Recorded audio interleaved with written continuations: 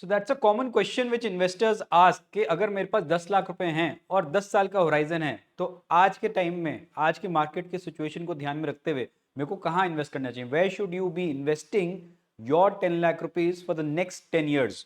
So I try and answer it in three ways. One, यदि आप एक conservative investor हो, where the appetite of taking risk is less for whatever reason. Second, you understand risk है तो reward है, and you are kind of okay with the risk but not that much, and you want equivalent kind of a reward, and that is moderate investor risk profile. And the next is you are an aggressive risk taker where you believe that risk लेने से ही reward मिलता है, and in the next 10 years it will be more rewardful than risky in the next 10 years, so I should be investing the 10 lakhs accordingly. So I'll try and put it in three phases. मैं ये तीन जगह डालने की कोशिश करूंगा कि यदि आप कंजर्वेटिव इन्वेस्टर हो, मॉडरेट हो और अग्रेसिव हो, तो कहाँ पे आज की तारीख में 10 लाख रुपए डालने चाहिए. So we record this video in April 2025 after the trade war, the tariff trade war is on between US and the multiple countries. The markets have tanked down globally, anything between 5, 10, 15, 20 odd percent in the last one odd week. And पिछले एक साल में शायद ही एक दो countries को छोड़ के किसी ने पॉजिटिव रिटर्न्स दिए होंगे. सो ऐसे वाले माहौल में यदि 10 लाख रुपए हमारे को अगले 10 साल के लिए इन्वेस्ट करना है, तो कहाँ पे करा जाए? So, just talking about few instruments, mutual funds हो सकते हैं, stocks हो सकता है, which is basically equity. फिर अभी जो एक्चुअली सब लोगों के दिमाग में चल रहा है is gold, and क्या bonds में हम फिक्स्ड इनकम में जाएं या रियल एस्टेट, जो कि शायद लोग रियल एस्टेट से उठ के इक्विटी में आए थे, तो क्या वापस से इक्विटी से निकल के रियल एस्टेट में जाया जाए? तो ये कुछ कुछ लोगों के दिमाग में चल रहा है, एंड थोड़ा सा it's creating a chaos in the investor's mindset. So I'll try and do justice to the little I know and understand about the markets from a 10-year horizon. If you have 10 lakh rupees, so obviously you can, अगर 10 लाख की वजह 10 करोड़ हैं, 1 करोड़ हैं, 1 लाख हैं, उस हिसाब से आप डिवाइड कर सकते हो. But just trying to give you an example on 10 lakhs. So probably starting with a conservative investor, there are categories like debt funds.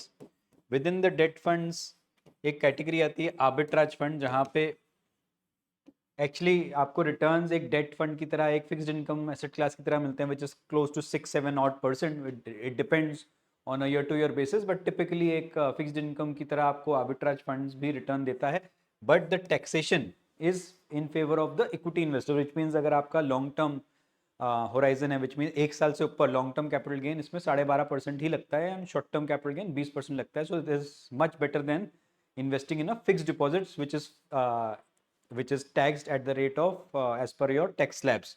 So this is one. Apart from that, there are few categories which are credit risk and you can say dynamic interest rate based, which we call as dynamic income funds, which means के fund managers अपने discretion पे rate of interest को ध्यान में रखते हुए bonds की maturity को ऊपर नीचे करते हैं, जिसकी वजह से आपके रिटर्न्स थोड़े से अच्छे आते हैं. And long duration funds can be another good category in the debt fund route, जहाँ पे अगर इंटरेस्ट रेट्स यहाँ से नीचे गिरते हैं, which is likely in the times to come, I am talking about 10 years from the line from now, so यहाँ से इंटरेस्ट रेट्स नीचे ही गिरेंगे, तो long duration funds can even give as high as 10-11% return. And in fact last year also when interest rates नीचे गिरे थे, तो लॉन्ग ड्यूरेशन फंड्स ने 8-9-10% रिटर्न दिए थे.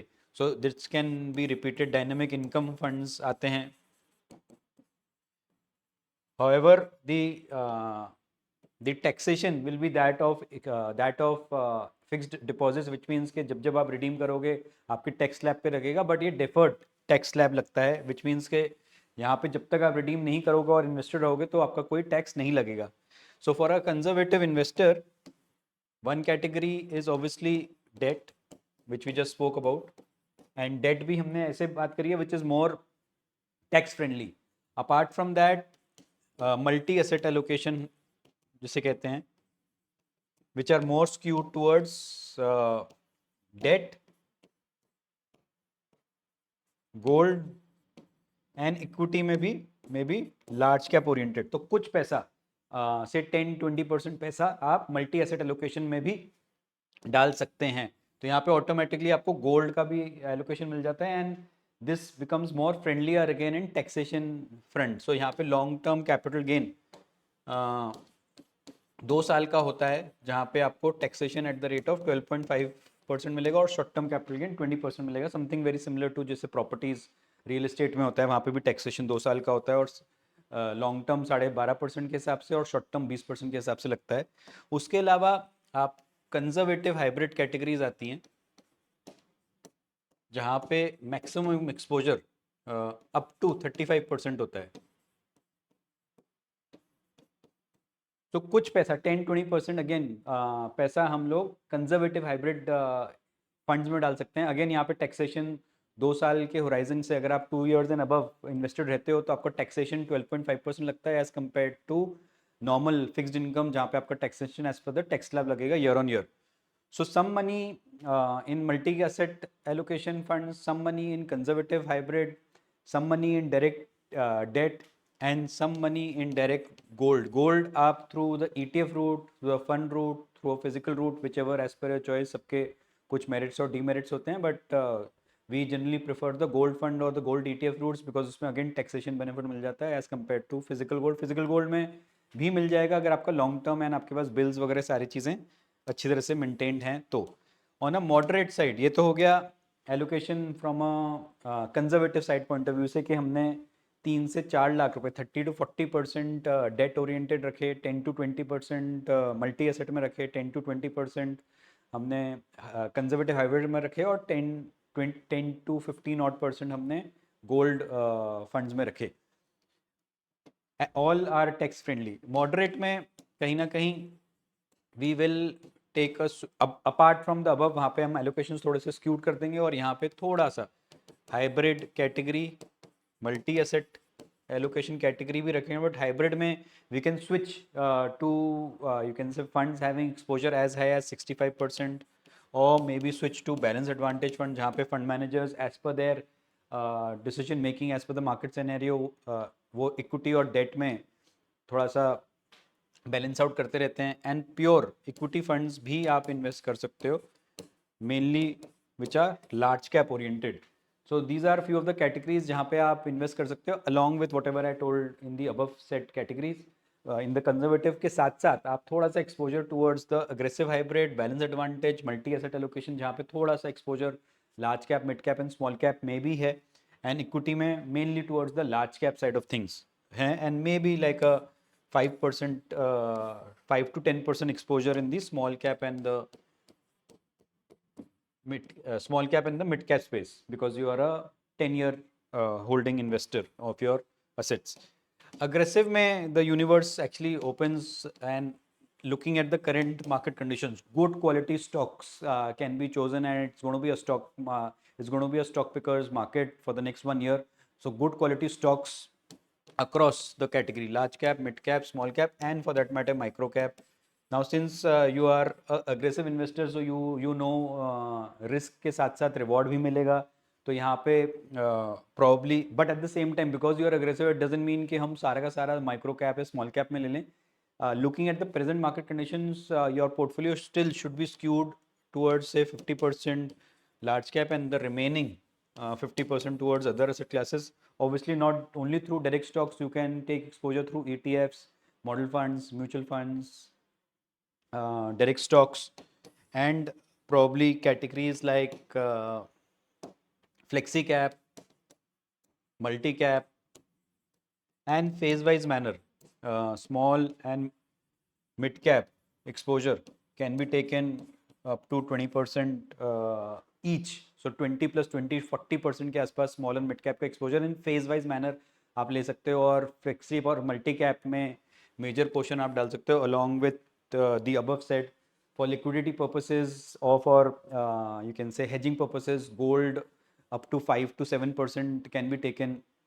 So that is how one can construct a 10 lakh portfolio for the next 10 years being a aggressive investor. that is very clear that for the next few months, the markets are going to be volatile, the markets are uncertain. Generally, markets don't like uncertainty. आप देखोगे volatility index जो है almost 60% से up हुआ है. आज जो 15, 16, 14, 13 पे चल रहा था वो ऑलमोस्ट जंप करके 60% से 23, 24 तक पहुंच गया है. सो that gives you a sign as a market participant that things are going to be volatile, things are going to be uncertain, and generally in the short term, markets don't like uncertainty, and specific stocks can be beaten down much lower than what we can expect. So that is why allocation will be a main matrix to play out with, whether you are a conservative, moderate, or aggressive investor. So this is a little bit which we wanted to talk about on 10 lakh investments for the next 10 years, being a conservative, moderate to aggressive investor. We've obviously kept real estate aside because we were talking about a 10 lakh ticket size, but I believe that real estate is a good investment class, one for consumption purposes, and by and large, the real estate prices are probably on the seller side. It's the seller's market, which means the sellers will get a good price, so buyers may not get a good choice, good price in the current situation. But on the equity side of things, it looks good from an aggressive investor point of view, but in a phase manner of say 2 to 3 quarters, one can do a full-fledged entry through the SIP and through the STP route. So thank you so much for the watch. In case you think we're doing a good job, do like, share, subscribe to our channel, and share this video with as many people as possible so that they also get informed about how and where to invest their hard-earned money, 10 lakh rupees in the next 10 years. Thank you so much. Till then, Jai Hind. Thank you.